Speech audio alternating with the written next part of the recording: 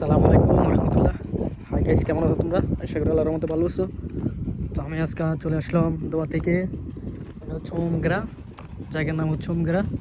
তো এটি একটা গ্রামের মতন কাতারে, মরুভূমি, যেখানে থাকে শুধু মরুভূমি এলাকা। তো এখানে তেমন এখনও বাড়ি হয় নাই, কিছু বাড়ি হইতেছে। দেখুন, আমরা আসছি এই বাড়িতে, আর এখান দিয়ে বাড়ির কাজ চলতেছে। আর ওইখানে আরেকটি কাজ চলতেছে। তো কাতার এখন মোটামুটি আলহামদুলিল্লাহ কাজ সবারই চলতেছে, যাই বোঝা যেতেছে।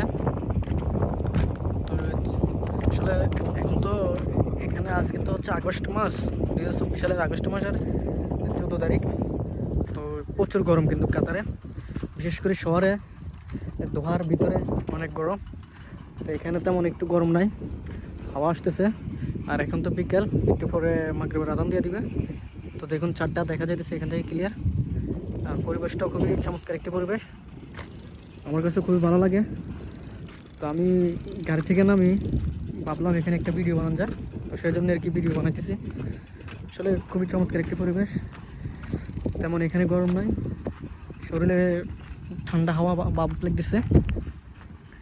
তো আসলে খুবই ভালো লাগতেছে, কেননা এখানে তো শহরে যে আপনার জ্যাম, মানুষ, লোকজন, মানে বিভিন্ন গাড়ি টাড়ি যা আছে সব কিছু শহরের দিকে একটু জ্যাম। তো বিশেষ করে গ্রামগুলোতে খুবই পরিবেশটা সুন্দর আমার কাছে মনে হয়, জানি না সবার কাছে কেমন লাগে। আমার কাছে গ্রামের পরিবেশটা খুবই ভালো লাগে। তো ওইদিকে যে রোডটি দেখা যাইতেছে না অবশ্যই, এখানে লাস্ট মাথাতে একটি রোড আছে, ওইটা গেছে আপনার ইয়াতে আলখোরের দিকে। আর আমাদের এই সাইডটা ওইটার সামনে পড়ছিল আপনার আলকিসা। তো আলকিসার পরে হচ্ছে ওমগ্রা। তো ওমগ্রা এলাকাটাও খুবই বড়, তেমন ছোটো না, আবার আসলে খুবই চমৎকার একটি পরিবেশ। তো খুবই ভালো লাগতেছে। দেখুন যে একটি হাওয়া আসতেছে, আবার আওয়াজ জানি না আপনারা শুনতে পারতেছেন কিনা, আমার কানে লাগতেছে, আমার শরীরে লাগতেছে হাওয়াটা। তো আসলে আমরা যারা প্রবাসে থাকি তারা কিন্তু অনেক দুঃখ কষ্ট নিয়ে এখানে পড়ে গেছি, শুধু একমাত্র ফ্যামিলির সুখের জন্য। তো যারা এখনও কোম্পানিতে, যারা যে দেখতেছেন এখানে কাজ চলতেছে, তারা কিন্তু অলরেডি ভোর 5টা 4:30 এইভাবে আসছিল এখানে কাজের জন্য। এখনও কাজ ছাড়ে নেই, কাজ চলতেছে এখনও। দেখুন, অনেক লোকজন এখনও কাজ করতেছে, এখনও কাজ করতেছে।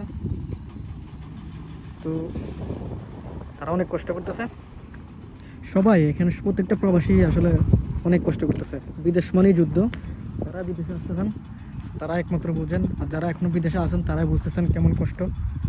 কিছুই করার না আসলে, আমরা যে প্রবাসী, আমরা যে সে কোপালটা নিয়ে আসছিলাম প্রবাস নামে জেলখানার মধ্যে, কী বলবো আর দুঃখের কথা। তো যাই হোক, ভিডিওটা আর বেশি বড় করবো না, আজকের জন্য এখানে শেষ করতেছি। আর আমার পাশে তোমরা সবাই থাকো, আমাকে সাপোর্ট করো। ইনশাল্লাহ নতুন নতুন জায়গায় নতুন নতুন ভিডিও দেওয়ার চেষ্টা করবো। আল্লাহ হাফেজ।